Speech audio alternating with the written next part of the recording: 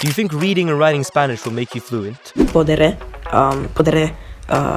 para mejorar mi español cuando no tengo mucho tiempo libre para estudiar español. I'm Hamid, I'm 16 and fluent in Spanish and 3 other languages. And that after video you saw took 120 hours. In this video I'll explain why reading and writing Spanish will stall your Spanish fluency. And I'll show you the method that I used to get fluent in Spanish that saved me hundreds of hours of studying. And here's a little hint, it doesn't include any reading or writing. So stick around because this method is literally never talked about online. And if you make it to the end of the video, then I have a free gift waiting for you. And so let's actually start with a disclaimer. You see, a fallacy that a lot of people make is that everyone wants to achieve the same goal. But then there are some people who want to achieve a different goal, and these people will hate on this person because his goal was different. And so these goals are not the same. And so defining our goals is actually the first step, because you're here to become fluent in Spanish.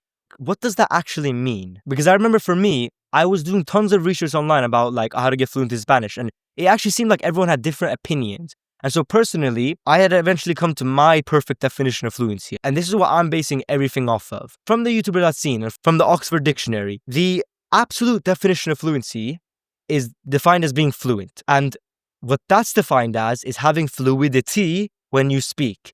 And so you can see it linguistically in its roots that fluency or fluent are connected to words like fluid or fluidity or flow. And so all these words are related. And so it's mainly defined as fluency in our speech. But there are different types of fluency. There's fluency in writing. You can be fluent at writing, but not fluent at speaking. You can be fluent at reading, but not fluent at understanding, like spoken Spanish. Now, I separate fluency into two categories: conversational fluency and native level fluency. Now, conversational fluency is defined as being able to have a conversation in Spanish where both parties understand each other. In this case, the flow or the fluidity is in the conversation, not necessarily in your speech. Native fluency is when you're indistinguishable from a native, which means your accent and everything else is directly on point. It is basically exactly the same as a native. What you'll notice is, for basically both of these, the main focal point is effective communication. And so if you're watching this video right now, the reason why is because you only care about learning Spanish in order to achieve effective communication. And that doesn't mean mastering the entire language.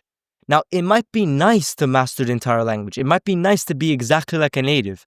But the primary goal that 99% of people have when they embark on their journey to learn Spanish, what they mean by to learn Spanish is to get fluent. And what they mean by to get fluent is to be able to have effective communication, a back and forth.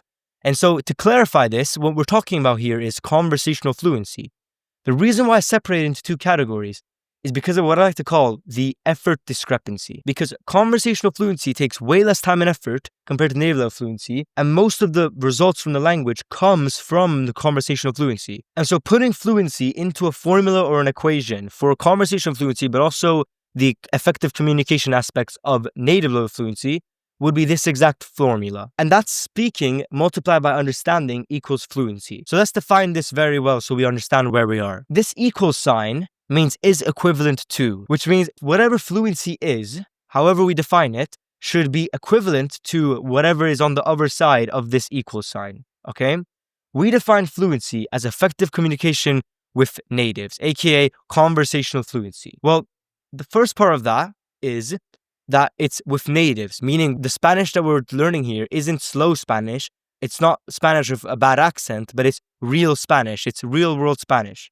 And so whatever we apply to one part of the equal sign, we apply to the other side. So that's the next part. So we're trying to achieve real Spanish fluency. Fluency in the context of conversations with natives, which means the opposite side of the equal sign should also have the exact same thing, right? This is basic math. So now let's define what a conversation is.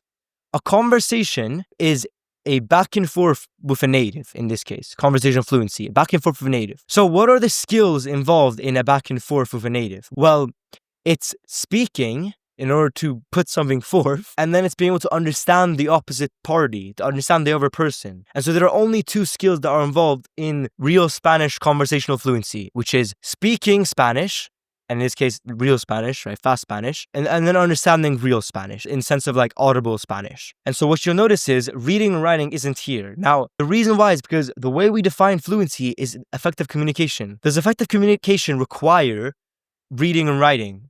No, it doesn't. In fact, it hurts it because then it's a distraction. It's distracting from the actual goal. And so let me use an analogy to really drive this point home. Real quick before we move on, after years of developing these frameworks and over 100 hours of coaching, I've packed everything into one clear step-by-step program. So if you're serious about learning Spanish, then check the link in the description to join. Back to the video. If we had a log of wood, would you prefer a dull axe or a sharp axe? I know my drawings are terrible, okay? But would you prefer a dull axe over a sharp axe? Well, of course you'd prefer a sharper axe.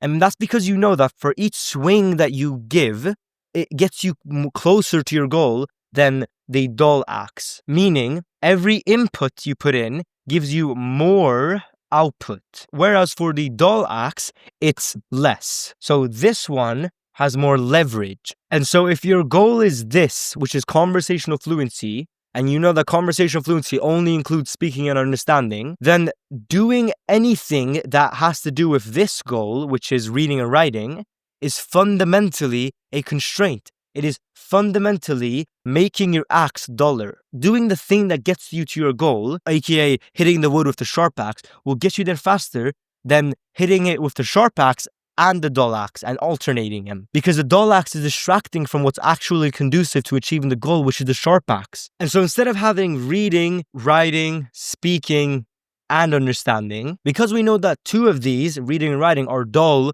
when it comes to achieving our goals, meaning they're nowhere near as conducive to achieving our goals as these two, it is more advantageous for us to just cut them out completely. And thus, all the allocated effort from this can be transferred into these two, which makes them even bigger. And thus you achieve fluency faster because all your effort is focused on the sharp axes and not the dull ones. And even if you have both of them, it's still distracting from the main things that will get you there, because fundamentally doing something will shorten the amount that you can do on another thing. The person that is going in two directions will travel slower in both compared to the person that goes in one direction, because both of these lengths will be put into one instead of into two separate avenues. And if this avenue is what's really getting us fluent, then why would we spend our time on things that slow this avenue down and doesn't get us fluent? And the only exception here is if these actually matter to you, if you genuinely do care about reading and writing in Spanish. But for 99.9% of us, we all care about effective communication. Effective communication doesn't require that. And honestly, if you just focus on speaking and understanding, aka the fluency equation, you'll just naturally unlock reading and writing just because it's just how similar English and Spanish are in terms of writing. They use basically the exact same alphabet, and there are very, very few written grammatical things that are required. I kid you not, I literally thought that quiero was spelled K-E-R-O when I was first learning Spanish. Because when I learned Spanish, I didn't focus at all on reading or writing because I knew that this was more conducive to my goals and this was higher leverage for me. But it didn't matter that I thought that quiero was spelled like quiero, because not only did I learn how it's actually spelled through speaking and understanding, but also it wouldn't matter in conversations anyway because I'm still saying the word quiero. I'm still saying the correct word. And so it's all about leverage. Input with proper leverage can move a heavy goal, even if the output is seemingly a heavy object. Okay? And the more leverage you have, the faster this heavy object will move, or in this case, go up in the seesaw, because the leverage point is here, meaning that this guy has more leverage, and therefore you don't have to put much effort to lift this. That's why we use levers. Literally, the whole concept of levers is to be able to have leverage in order to move a heavy thing or a heavy object. And so if you want to save your inputs and get the same output, aka if you want to do less for more, then do things that have more leverage and do less of things that have less leverage.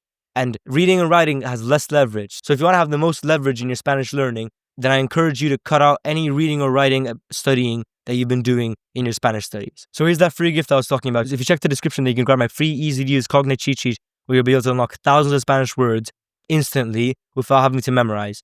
And there's no email needed, you don't need to opt in or anything. It's just free and yours, and it's just my thank you gift for watching the end of the video. Otherwise, I really appreciate it if you liked, subscribe, and did all the YouTube metrics. That really helped me a lot. And yeah, I hope you enjoyed. Stay humble.